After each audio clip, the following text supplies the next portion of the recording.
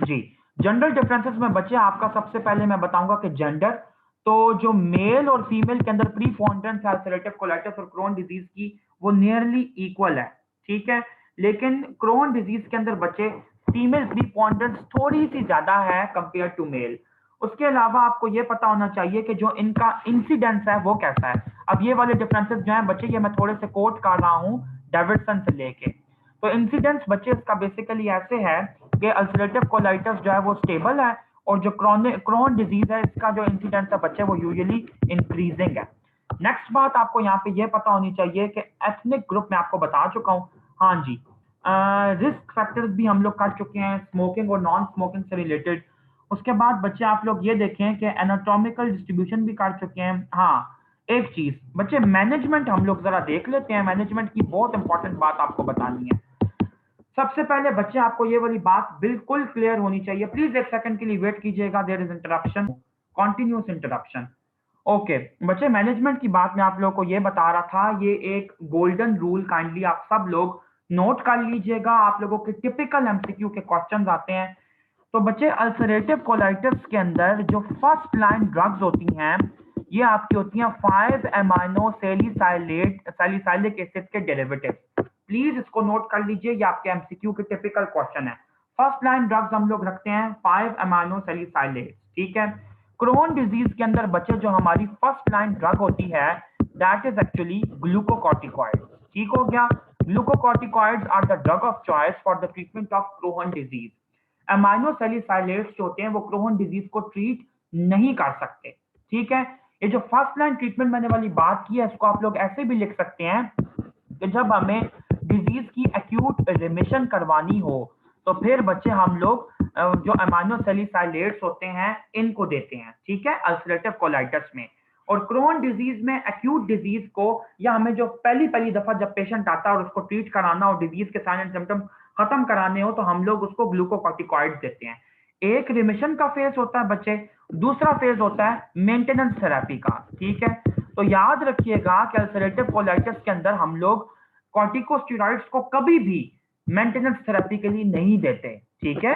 Ulcerative colitis में maintenance therapy के लिए भी अमाइनो सैलिसाइलिक एसिड के डेरिवेटिव्स ही यूज होते हैं। लेकिन अगर बच्चे मैं यहाँ पे मेंटेनेंस की बात करूं, तो अल्सरेटिव कोलाइटिस के अंदर मेंटेनेंस थेरेपी के लिए हम लोग अक्सर औकात साइटोटॉक्सिक ड्रग्स देते हैं, जिनके अंदर बच्चे क्रोन डिजीज के अंदर, जिसके अंदर आपका 6 मार्केप्टोप्यूरिन और एजाथायोप्रीन आ सकते हैं, ठीक है। ये आपने याद रखना है, एजाथायोप्रीन।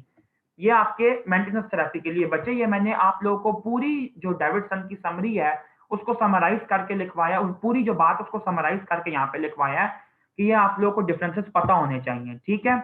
और एक और चीज आपने याद रखनी है, इन दो मतलब रिमिशन और मेंटेनेंस के अलावा एक और थेरेपी होती है जिसको हम लोग कहते हैं रेस्क्यू थेरेपी, ठीक है। तो रेस्क्यू थेरेपी के लिए बच्चे हम लोग ड्रग यूज करते हैं जिनका नाम होता है एंटी टीएनएफ एजेंट, ठीक है। Anti tumour necrosis factor alpha agent. Tumour necrosis factor जो होता है, it is highly responsible for the inflammatory state, ठीक है, caused in your body due to inflammatory bowel disease. तो उसको ट्रीट करने के लिए रेस्क्यू थेरेपी हम लोग दे सकते हैं। रेस्क्यू थेरेपी का बेसिकली पर्पस ये है कि इट इज एन, आप कह लें कि एंड स्टेज थेरेपी या लास्ट रिजॉर्ट थेरेपी है, ठीक है। उसके बाद बच्चे ये देखें, मैंने आप लोगों के लिए कुछ डिफरेंशियल डायग्नोसिस निकाले हैं। वो कौन सी कंडीशंस हैं जो कि अल्सरेटिव कोलाइटिस और क्रोन डिजीज को, यानी कि इन्फ्लेमेटरी बाउल डिजीज का डीडी बन सकती हैं। ये डिजीजेस बच्चे आपकी टिप पे होनी चाहिए, मैं यहाँ पे बता रहा हूँ। साथ साथ मैं इनके रीजंस भी बोलता जा रहा हूँ। किसी बच्चे का कोई रीजन मिस हो जाता है तो वो बाद में लेक्चर की रिकॉर्डिंग सुन के वो रीजन नोट कर सकता है। दो तरह के डीडीज बच्चे आप लोग हमेशा देंगे। अब जब कभी भी आप लोगों को प्रॉफ में एक ऐसा पेशेंट मिलता है, क्लिनिकल लाइफ में आपको लाइव पेशेंट मिलता है जो कि कहता है कि मुझे पेट का दर्द था और मुझे पेचिश आती थी, या फिर मेरी बाउल हैबिट चेंज हो गई थी, मुझे एकदम डायरिया स्टार्ट हो गया और मेरा वजन भी घटना शुरू हो गया, तो उन सब पेशेंट्स में आप लोग ये वाला डीडी तो सॉरी लाजमी कंसिडर करेंगे। एक है बच्चे आपका इन्फेक्टिव डीडी, दूसरा है non infective causes.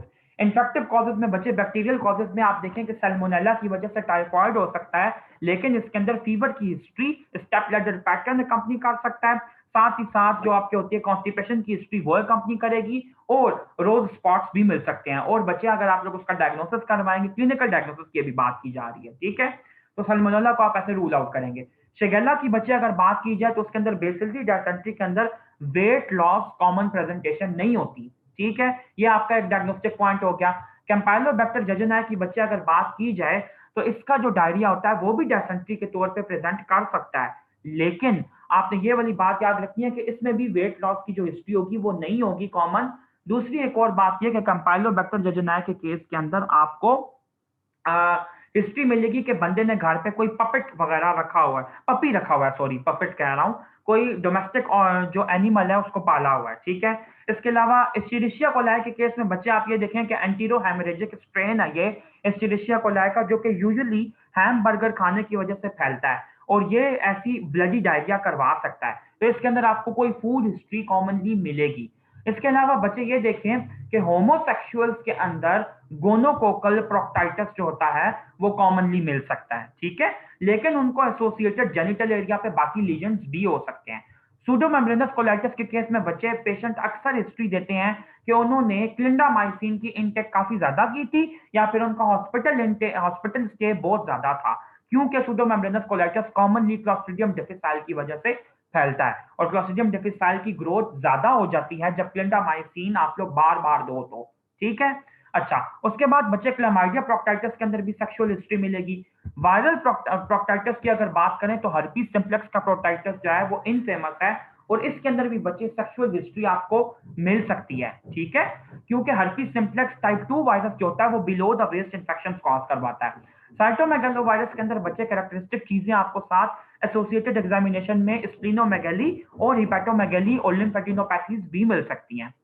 Protozoal disease की बात की जाए एमीबिएसिस की, तो बच्चे एमीबिएसिस जो होता है वो भी डायसेंट्री के साथ प्रेजेंट करता है, वेट लॉस उसके अंदर भी हो सकता है लेकिन सिग्निफिकेंट नहीं होता, वैसे उतना कॉमन नहीं होता जितना इसके अंदर होता है, ठीक है। और बच्चे इसके अंदर भी आपको फीको ओरल इनटेक की कोई ना कोई हिस्ट्री लाजमी मिल सकती है। जैसे आप लोगों को फार्मर्स का अगर बैकग्राउंड मिले गांव के लोगों का, वो उनको कॉमनली हो जाती है क्योंकि नाइट सॉइल के अंदर एमीबिएसिस होता है। इसके अलावा बच्चे नॉन इन्फेक्टिव कॉजेज की अगर बात की जाए तो इनको डिफरेंशिएट करना थोड़ा सा टफ होता है। इस्केमिक कोलाइटिस, कोलाजिनस कोलाइटिस, ये अक्सर औकात अगर इनको डिफरेंशिएट करना है तो इन्वेस्टिगेशन पे किया जाएगा। इसके अलावा non steroidal anti inflammatory drugs की इनटेक वो तो कॉमनली हर बंदा करता है, तो it's going to be a very tough differential, ठीक है। डाइवर्टिकुलाइटिस के लिए भी बच्चे आपको टेक्निक्स चाहिए देखने के लिए, ठीक है। और रेडिएशन प्रोक्टाइटिस के अंदर आपको कॉमन हिस्ट्री देगा पेशेंट के, वो कैंसर का पेशेंट है और वो रेडिएशन के लिए, रेडियोथेरेपी के लिए जाता है। बैसेट्स डिजीज जो है बच्चे आपको वो मिल सकती है जो कि बेसिकली HLA-B51 के साथ एसोसिएटेड है और उसके अंदर भी एक्सेस अल्सर की प्रेजेंटेशन हो सकती है और कोलोनिक कार्सिनोमा। उसके बाद बच्चे अगर बंदे किसी भी बंदे को सिर्फ और सिर्फ स्मॉल बावल का टीबी हुआ है, सॉरी स्मॉल बावल की क्रोन डिजीज हुई है, यानी कि आईलियम की इन्वॉल्वमेंट है, तो मैंने आपको ये क्लियर करना है कि आइलियोसिकल जंक्शन पे और इसके अलावा आईलियम की किस किस डिजीज में इन्वॉल्वमेंट हो सकती है। बड़ा अच्छा डिफरेंशियल है, प्लीज इसको याद रखिएगा। राइट आइलियक फोसा मैथ जब भी मिलता है तो हम लोग सीकल कार्सिनोमा और अपेंडिक्स की एक्सेस को रूल आउट करते हैं। इन्फेक्शन की बात की जाए बच्चे तो टीबी मैंने आपको पहले ही बताया कि एलियोसिकल जंक्शन पे कॉमन होता है। नंबर 2 पे बच्चे यर्सिनिया आ जाता है। कौन सा यर्सिनिया? यर्सिनिया पेस्टिस नहीं, जो प्लाक करवाता है वो वाला यर्सिनिया नहीं, बल्कि यर्सिनिया एंटीरोकोलाटिका और यर्सिनिया सूडोटुबरक्यूलोसिस, ये आ सकते हैं, ठीक है, क्योंकि ये मीजेंटेरिक एडिनाइटिस और मीजेंट्री का इन्फ्लेमेशन कॉज करने के लिए नोटोरियस है। तो ये बच्चे बेसिकली उस रीजन में भी मीजो अपेंडिक्स को या मीजोकोलॉन को इन्फेक्ट कर सकते हैं। एक्टिनोमाइकोसिस इस केस में आ जाता है, ठीक है। एक्टिनोमाइकोसिस जो बैक्टीरिया, एक्टिनोमाइसिस एक बैक्टीरिया जो कि एसिड फास्ट बैक्टीरियम है जो कि सल्फर ग्रेन्यूल्स की फॉर्म में इन्फ्लेमेशन कॉज करवाता है। मेसेंटेरिक एडिनाइटिस में पहले ही बता चुका हूं। साथ पेल्विक इन्फ्लेमेटरी डिजीज अगर आप देखेंगे फीमेल के अंदर मिलती है तो sexually transmitted disease, sexually transmitted organism जैसे कि क्लेमाइडिया या गोनोरिया कॉमनली मिलेगा और उसके लीजन आपको और जगह पर भी मिलेंगे। लिम्फोमा की अगर बात की जाए तो बच्चे ब्लड की पेरिफेरल पिक्चर के ऊपर, इसके अलावा वेट लॉस की हिस्ट्री से रिलेटेड और सुपर एडेड जो इन्फेक्शन हो सकते, सुपर एडेड इन्फेक्शन नहीं खैर, लेकिन इसके साथ जितने भी एसोसिएटेड सिंड्रोम्स है पैरानियोप्लास्टिक उसके साथ भी ये प्रेजेंट कर सकता है, ठीक है। ये मैंने आपको टोटल जो इसका डीडी है बच्चे वो समराइज करके बताया है। उसके बाद बच्चे अगर हम लोग नेक्स्ट चीज के ऊपर आए तो हम लोग ये देखते हैं कि किस किस सिस्टम की इन्वॉल्वमेंट हो सकती है। लेकिन ये इन्वॉल्वमेंट पढ़ने से पहले मैं आप लोगों को सिर्फ 3 कॉम्प्लिकेशंस ऐसी हाईलाइट करना चाहता हूं जो कि इंतहाई लाइफ थ्रेटनिंग किस्म की कॉम्प्लिकेशंस है। जरा देखिएगा लाइफ थ्रेटनिंग कॉम्प्लिकेशंस कौन कौन सी हैं। ठीक है, सबसे पहले आपको ये पता होना चाहिए कि कोलोनिक इन्फ्लेमेशन जो होती है सिग्निफिकेंटली ये कॉज कर सकता है, खास तौर पे अल्सरेटिव कोलाइटिस के पेशेंट्स के अंदर बच्चे ये नोटोरियस है टॉक्सिक मेगाकोलोन कॉज करने के लिए। ठीक है, तो जो टॉक्सिक मेगाकोलोन की बच्चे सिवियरिटी होती है वो हम लोग देखें, अल्सरेटिव टॉक्सिक मेगाकोलोन होता बच्चे बेसिकली क्या, सबसे पहले आपको ये पता होना चाहिए। बच्चे देखें, एक रूल आप लोग याद कीजिएगा जिसके अंदर हम लोग कहते हैं कि 369 रूल। इसका क्या मतलब है? 3 सेंटीमीटर से ऊपर अगर डायमीटर होता है आपकी स्मॉल इंटेस्टाइन का तो that is there is something wrong. 6 centimetre से ज्यादा अगर डायमीटर होता है कोलोन का तो देयर इज समथिंग रॉन्ग।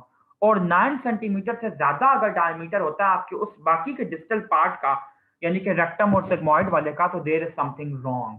तो ये सारी बात बच्चे बताने का पर्पस बेसिकली ये है कि 3 सेंटीमीटर, 6 सेंटीमीटर और 9 सेंटीमीटर, इसको हम कहते हैं 369 रूल। सर्जरी में भी आप लोग ये पढ़ेंगे। ये basically cut off points and diameter के स्मॉल इंटेस्टाइन के, कोलोन के और बाकी जो आपका डिस्टल पार्ट बनता है। ठीक है, कि इससे ज्यादा अगर डायमीटर एक्सीड करने लगे हैं तो इसका मतलब है कि गट की सिवियर किस्म की डायलिटेशन हुई हुई है और कोई आगे की तरफ कोई ऑब्स्ट्रक्शन है। या फिर आप ये भी कह सकते हैं, मैंने आप लोगों को सर्जरी के लेक्चर में भी ये वाली बात बताई थी जो लोअर जीआईटी का लेक्चर मैंने अपलोड किया है, कि जो गट है वो प्रीडिस्पोज्ड है परफोरेशन के लिए, वो फट भी सकता है। ठीक हो गया। तो बच्चे अल्सरेटिव कोलाइटिस के अंदर एक क्राइटेरिया यूज होता है अल्सरेटिव कोलाइटिस की असेसमेंट करने के लिए। आप सब लोगों से गुजारिश है कि इस क्राइटेरिया को नोट कीजिएगा अपने पास, बुक से मत देखिए। उसकी वजह मैं ये बता रहा हूं क्योंकि आप लोग इस तरह वरना नोट नहीं करेंगे और आप लोगों को चीज याद नहीं होगी। मैं चाहता हूं कि आप लोगों को यहाँ पे याद हो जाए। तो बच्चे इस क्राइटेरिया का एक्चुअली नाम है ट्रू लव विट्स क्राइटेरिया। ठीक है, Truelove Witts criteria for the assessment of severity of ulcerative colitis. Ulcerative colitis को हम लोग 3 तरह से क्लासिफाई करते हैं इसके लीजन्स को। अब आप लोग देखें कौन कौन से हैं। Mild ulcerative colitis, moderate ulcerative colitis और सिवियर अल्सरेटिव कोलाइटिस। और यहाँ पे बच्चे मैं उनके जितने भी फीचर्स हैं वो लिखता जाता हूँ। तो सबसे पहली चीज आप लोग ये देखें कि जो डेली बाउल की स्टूल पैसेज की जो फ्रीक्वेंसी होगी, यहाँ पे मैं लिख रहा हूँ फ्रीक्वेंसी, समझ जाइएगा फ्रीक्वेंसी स्टूल की है। माइल्ड के अंदर बच्चे यूजुअली लेस देन 4 होती है, मॉडरेट में 4 to 6 होती है और सिवियर में 6 से ज्यादा टाइम्स वो डेली बाउल जो स्टूल होता है वो पास कर सकता है। नंबर 2 के ऊपर बच्चे अगर हम लोग आए ब्लडी स्टूल्स के ऊपर, तो ये जो माइल्ड होता है इसके अंदर आपको मिल भी सकता है, नहीं भी मिल सकता। मॉडरेट में बच्चे ज्यादा चांस होता है और सिवियर में हमेशा आपको ब्लडी स्टूल्स मिलते हैं। अच्छा, तीसरी चीज बच्चे अगर आप लोग देखें तो स्टूल का जो वॉल्यूम होता है वो कितना होता है। स्टूल के वॉल्यूम की अगर बात की जाए, ग्राम पर 24 आवर्स का यूनिट है इसका। ठीक है, तो ये यूजुअली लेस देन 200 ग्राम पर 24 आवर्स होता है। मॉडरेट के केस के अंदर 200 to 400 होता है और सिवियर के केस में ग्रेटर देन 400 होता है। ठीक है, उसके बाद नेक्स्ट फीचर है कि बंदे की पल्स कैसी होती है। पल्स को भी आपने कंसिडर करना है। तो पल्स बच्चे बीट्स पर मिनट के अंदर मैं आप लोगों को बता रहा हूं, तो ये यूजुअली 90 से कम होती है इसके अंदर। ठीक है, और मॉडरेट के अंदर भी 90 से कम होती है, लेकिन सिवियर वाला जो अल्सरेटिव कोलाइटिस है वहां पे 90 से ज्यादा होगी। क्यों? क्योंकि सिवियर में जो कोलोन है वो परफोरेट की कर जाती है। ठीक है, परफोरेट कर सकती है या कर चुकी होती है, ये आपने याद रखना है। उसके बाद बच्चे टेम्परेचर की अगर हम लोग यहाँ पे बात करें तो टेम्परेचर यूजुअली नॉर्मल मिलता है इन दोनों केसेस में, लेकिन यहाँ पे आपको 37.8 डिग्री सेल्सियस से एलिवेटेड मिलता है। नेक्स्ट फीचर की अगर बात करें हीमोग्लोबिन की, तो हीमोग्लोबिन जो होता है बच्चे ये यूजुअली नॉर्मल मिलता है, लेकिन सिवियर केस में आपको लेस देन 10 ग्राम पर डेसिलीटर मिल सकता है। उसके बाद बच्चे अगर हम लोग सीरम एल्ब्यूमिन की बात करें, ठीक है, सीरम एल्ब्यूमिन मैं यहाँ पे लिख रहा हूँ एल्ब्यूमिन। तो सीरम एल्ब्यूमिन जो होता है बच्चे वो भी हम लोग ग्राम पर डेसिलीटर में मेंशन करते हैं। तो नॉर्मली बच्चे माइल्ड केसेस के अंदर वो नॉर्मली रहता है 3.5 उसका ऑप्टिमम लेवल है, उससे ज्यादा हो या 3.5 हो तो दैट्स ओके। लेकिन मॉडरेट केसेस के अंदर भी आप लोग कहें दरमियानी रेंज में आ जाता है और सिवियर केसेस में 3 ग्राम पर डेसिलीटर से कम हो जाता है। उसके बाद बच्चे अगर हम लोग एब्डोमिनल एक्सरे की बात करें तो एब्डोमिनल एक्सरे जो होता है वो नॉर्मल होता है मॉडरेट में और माइल्ड में, लेकिन सिवियर केसेस के अंदर आपको डायलेटेड बाउल नजर आता है, हाईली डायलेटेड बाउल नजर आता है।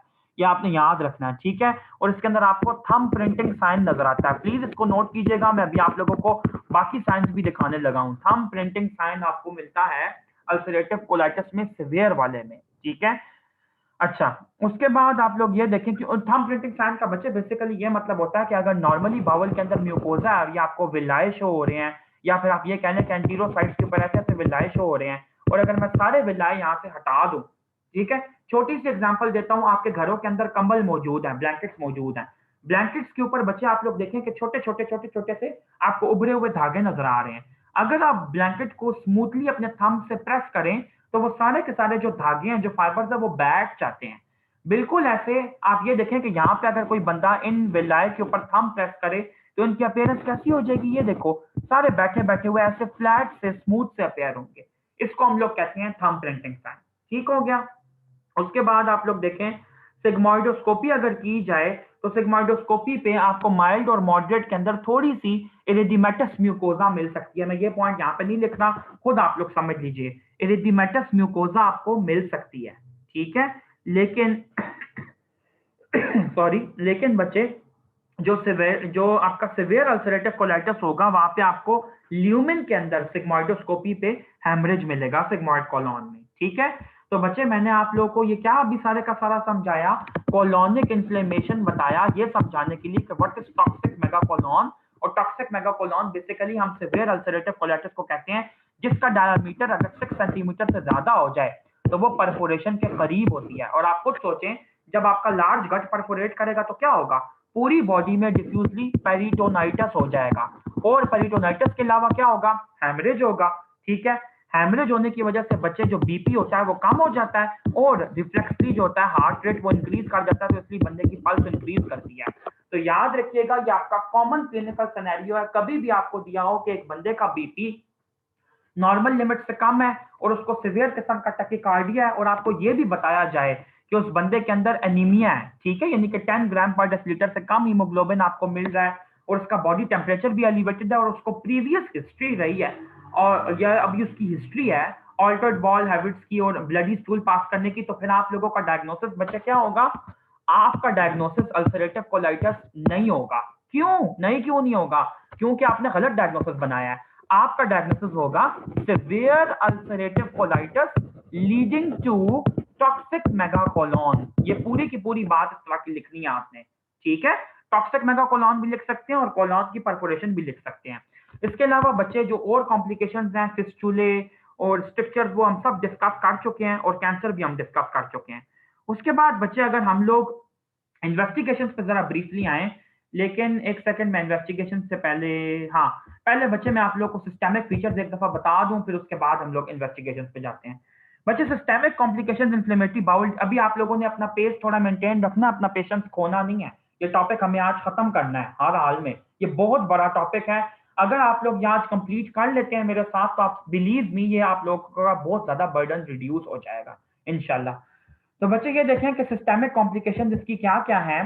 सबसे पहले ये कि unrelated to inflammatory bowel disease, ठीक है, बाउल एक्टिविटी, और दूसरा एक्टिव फेज में, जब किसी बंदे को एक्टिवली इन्फ्लेमेटरी बाउल डिजीज के साइन एंड सिम्टम्स आ रहे हैं तो उसको यही साइन एंड सिम्टम्स हो सकते हैं, क्या, कंजंक्टिवाइटिस, ठीक है, आयराइटिस, आइरिस की इन्फ्लेमेशन, और स्क्लेरा के ऊपर जो आपका कनेक्टिव टिश्यू होता है उसकी इन्फ्लेमेशन को एपिस्क्लेराइटिस कहते हैं। बच्चे अगर आप ऊपर से नीचे इमेजिन करेंगे तो ही चीज आपको याद होगी, वरना नहीं याद होने वाली। एक ह्यूमन बीइंग को सब बच्चे अपनी आंखें बंद करके इमेजिन कीजिए सिर्फ मेरी आवाज पे, सब बच्चे, ताकि आप लोगों को मैं याद करवा दूं।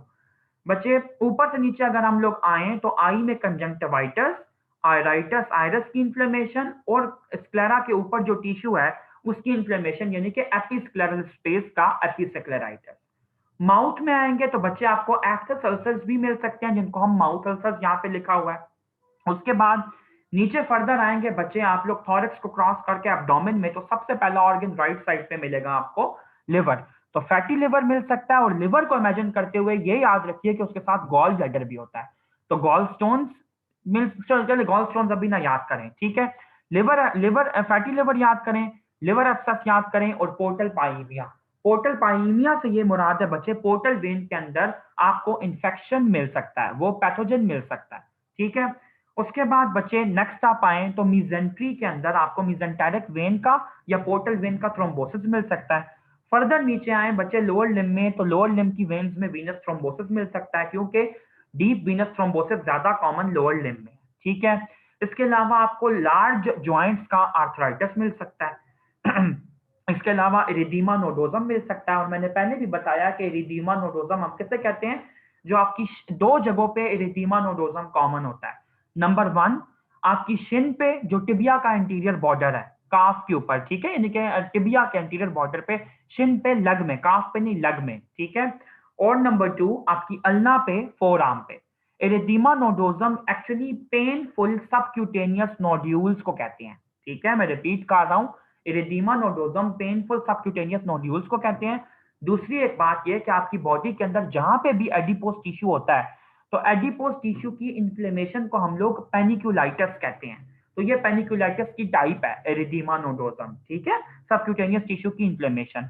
और आखिरी फाइंडिंग जो आपको कॉमनली इसके एक्टिव फेज में मिलती है वो होता है पायोडर्मा गैंग्रीनोजम। मैं अभी अभी वो आप लोगों को दिखाऊंगा भी इंशाल्लाह। उसके बाद अब अपनी आंखें खोल लीजिए सब बच्चे। उसके बाद बच्चे ये देखें कि कौन सी ऐसी चीजें हैं जो कि अनरिलेटेड है एक्टिव स्टेट से लेकिन हो सकती हैं। अब ऑटो इम्यून डिजीजेस बच्चे इसके अंदर ज्यादा आ जाती हैं। ठीक है, सबसे पहले बच्चे मैं आप लोगों को 4 डिजीजेस का एक निमोनिक याद करवाना चाहता हूं, that is known as pair. क्या बनता है पेयर से बच्चे? पेयर डिजीजेस वो डिजीजेस हैं जो कि HLA-B27 के साथ एसोसिएटेड है।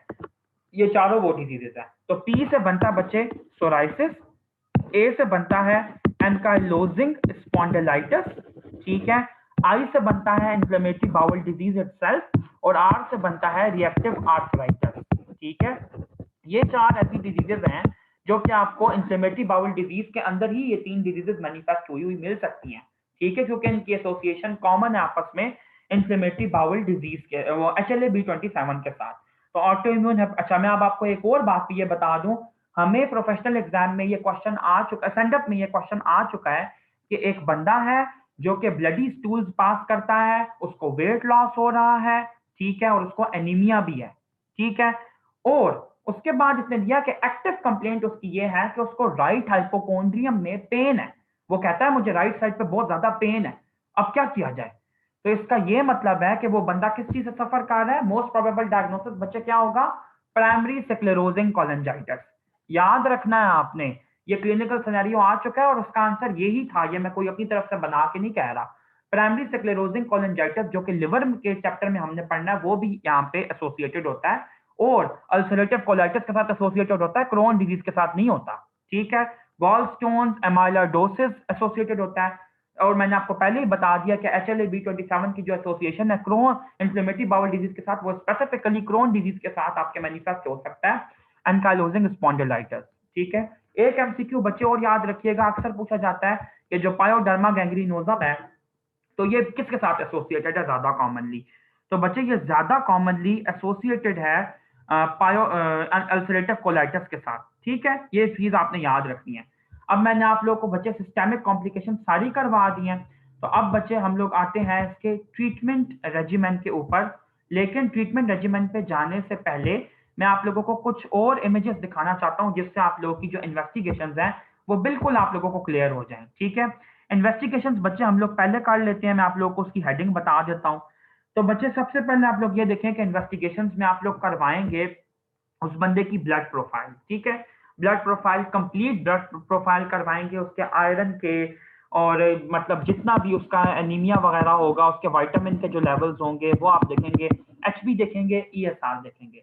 नंबर 2 के ऊपर बच्चे आप लोगों ने इन्फ्लेमेटरी मार्कर्स चेक करने हैं, क्योंकि ये क्रॉनिक डिजीज है तो इसके अंदर आपकी जो इन्फ्लेमेटरी मार्कर्स है वो रेज्ड होंगे। तो कॉमनली बच्चे हम लोग इसके लिए ईएसआर को एडवाइस करते हैं, जो कि ब्लड प्रोफाइल का भी पार्ट होता है, और सीआरपी, सी रिएक्टिव प्रोटीन को भी हम लोग चेक करते हैं। उसके बाद बच्चे आप ये देखें कि जो बैक्टीरियोलॉजी, अगर हम लोग कोई बैक्टीरिया का डिफरेंशियल डायग्नोसिस भी हमने कंसिडर करने हैं ना, तो हम लोग डिफरेंट बैक्टीरिया के लिए इन्वेस्टिगेट करेंगे, और अगर कोई रेलिवेंट बैक्टीरिया हमारे माइंड में आता है तो उसके लिए हम लोग कल्चर सेंसिटिविटी भी भेज देंगे। उसके बाद नेक्स्ट चीज आती है बच्चे एंडोस्कोपी। तो एंडोस्कोपी की जितनी भी फाइंडिंग्स हैं सब मैं आपको बता चुका हूं, वो ही आप लोगों ने आखिर में देखनी है। और आखिरी चीज जो बच्चे आती है दैट इज एक्चुअली रेडियोलॉजी। तो तो रेडियोलॉजी के अंदर बच्चे आपको कौन कौन से साइंस मिलते हैं, या आपके सर्जरी का भी क्वेश्चन है और मेडिसिन का भी, अब मैं आप लोगों को वो दिखाने वाला हूँ। सब बच्चों से मेरी रिक्वेस्ट है, जरा गौर से देखिएगा, ये जितने भी साइंस है आप लोगों को बता रहा हूँ। सबसे पहला साइन बच्चे जो हम लोग स्टडी करने वाले हैं, दैट इज स्ट्रिंग साइन। ठीक है, जो स्ट्रिंग साइन होता है बच्चे, इसके अंदर आप ये देखें कि टर्मिनल आइलियम पे आपको देखें लिखा हुआ क्या है, पहले वो पढ़ के बताता हूँ। Very thin luminal contrast usually in terminal ileum from spasm and eventually fibrosis seen in mostly in Crohn disease. ये देखें बच्चे, यहाँ पे आइलियोसिकल जंक्शन के ऊपर आइलियम के अंदर फाइब्रोसिस हुआ है क्रोन डिजीज में, जिसकी वजह से जो डाई है, जो भी कंट्रास्ट मीडियम है, वो आगे नहीं जा सका। ठीक है, तो स्ट्रिंग साइन जो है बच्चे वो यहाँ पे प्रेजेंट है। उसके बाद नेक्स्ट चीज जो आपको यहाँ पे पता होनी चाहिए, नेक्स्ट ये देखिए स्ट्रिंग बिल्कुल कंप्लीटली आप लोगों को अप्रिशिएबल नजर आ रहा है। नेक्स्ट साइन जो बच्चे यहाँ पे होता है, that is actually cobble stoning. तो मैंने आपको पहले भी कहा था कि कॉबल स्टोन अपीयरेंस आपको दिखाऊंगा। ये देखें बच्चे कि आपको म्यूकोजा ऐसे बड़ी बड़ी पत्थरों जैसी, कॉबल स्टोन जैसी अपेयर होती हुई दिखाई देती है। यहाँ पे लिखा हुआ क्या है वो बता देता हूँ। GI gastrointestinal tract alternating normally and denuded mucosa from ulceration. ये देखें, ये आपको यहाँ पे कॉबल स्टोनिंग नजर आ रही है, साथ ही साथ नॉर्मल पार्ट भी नजर आ रहा है। ये जो ऐसे ऐसे आपको एक वेवी सी अपीयरेंस नजर आ रही है, elevated areas, depressed areas, elevated areas, depressed areas, elevated areas, ये कॉबल स्टोनिंग है। ठीक है, ये आपके टिपिकल रेडियोग्राफ्स हैं जो कि आपको दिए जा सकते हैं प्रॉफ में। उसके बाद बच्चे आपको दिखाना है कि पायोडर्मा गैंग्रीनोजम कैसे अपेयर होता है। ठीक है, पायोडर्मा गैंग्रीनोजम में बच्चे अगर मैं आपको जूम करके बताऊं, तो सबसे पहले अंदर आपको अल्सर मिलेगा। ठीक है, जिसकी बेस के अंदर आपको डर्टी सा ग्रेनुलेशन टिश्यू मिल सकता है और उसकी ओवरलाइंग स्किन मिसिंग हो सकती है। उसका जो बॉर्डर होता है वो इरेगुलर होता है। ठीक है, रेज्ड होता है, ये याद रखना, रेज्ड होता है, इसको कैंसर नहीं समझना। और इसके अराउंड एरिदीमा मिलता है। उसके बाद बच्चे अगर सिवियर अल्सरेशन की बात की जाए तो अंडरलाइन बोन और फैट या मसल एक्सपोज हो सकता है। ठीक है, अच्छा जी। उसके बाद बच्चे नेक्स्ट डायग्राम पे अगर आप लोग आए तो दैट इज एफ्थस, ये साइन अभी करने की जरूरत नहीं है, ये समझा देता हूं। ये देखें स्ट्रिंग साइन ऑफ कैंटोर, ये आपको दिखाया है, पहले भी एक स्ट्रिंग साइन दिखाया, अभी भी दिखाया है। इसका प्रॉपर नाम जो है वो स्ट्रिंग साइन ऑफ कैंटोर है। ठीक है, ये भी बच्चे स्ट्रिंग साइन ही है। उसके बाद बच्चे ये देखें, आपको ये बहुत अल्सरेटिव कोलाइटिस की इमेजिंग, मैंने डिफरेंट स्लाइड्स ये उठाई हुई हैं। इसके अंदर इसने लेड पाइप साइन दिखाया है। पहले हम लोग लेड पाइप साइन को स्टडी करते हैं, उसके बाद हम लोग इसकी डिटेल में जाते हैं। लेड पाइप साइन के अंदर बच्चे इसने लिखा है, repeated episodes of mucosal ulceration and marked muscularis hypertrophy results in shortening, narrowing and smoothing out of the normal hostral marking। ठीक है, जो हॉस्ट्रा होती हैं बच्चे वो क्या होती हैं वो भी मैं बता देता हूँ। Lead pipe appearance of colon due to chronic scarring and retraction, loss of haustra. ये देखिए बच्चे आप लोगों के लिए, अभी मैंने थोड़ी देर पहले बच्चों को ये वाली चीज पढ़ाई है। बच्चे जो आपकी लार्ज इंटेस्टाइन होती है ना, इसके अंदर आपको म्यूकोजल फोल्ड्स मिलते हैं।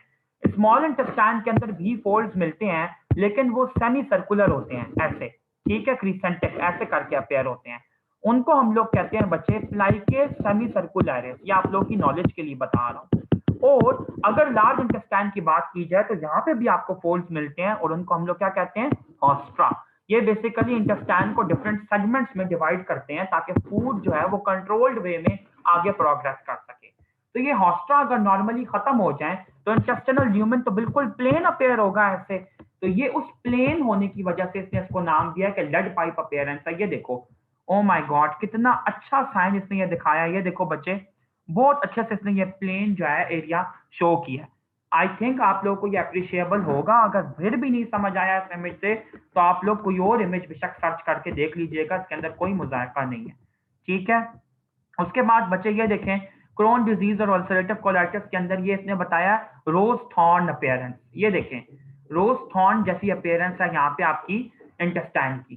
ठीक है, जैसे थॉर्न्स निकले हों ऐसे, मतलब जैसे वो होते हैं, मुझे नाम बिल्कुल भूल गए, स्पाइक्स जैसे निकले हों। ठीक है, उसके बाद बच्चे ये इमेज आपको दिखाना था एफ्थस अल्सर का। यूजुअली एफ्थस अल्सर ऐसा अपेयर होता है। ठीक है, प्लेन वाइट सी उसकी म्यूकोजा अपेयर होती है, सराउंडिंग में हल्का हल्का एरिथीमा भी हो सकता है, लेकिन यहाँ पे इस केस में नहीं है। उसके बाद बच्चे ये देखें, एक और इमेज जो आपको दिखाना था अल्सरेटिव कोलाइटिस का, जो पायोडर्मा गैंग्रीनोजम है उससे रिलेटेड। ठीक हो गया। उसके बाद बच्चे अब हम लोग आते हैं इसकी मैनेजमेंट पे, तो हम लोग हर ड्रग को अब हम लोग इंडिविजुअली पढ़ेंगे। अभी आप लोगों का एक और पार्ट रहता है लेक्चर का, प्लीज जाइएगा मत। मैं आप लोगों को न्यू लिंक भेजता हूँ, आप लोग डायरेक्टली उसमें आए, वो आपका आखिरी पार्ट है, बहुत बड़ा नहीं है। मैनेजमेंट को मैं बिल्कुल टोटली समराइज करके आप लोगों को बताऊंगा, जल्दी से ज्वाइन कीजिए।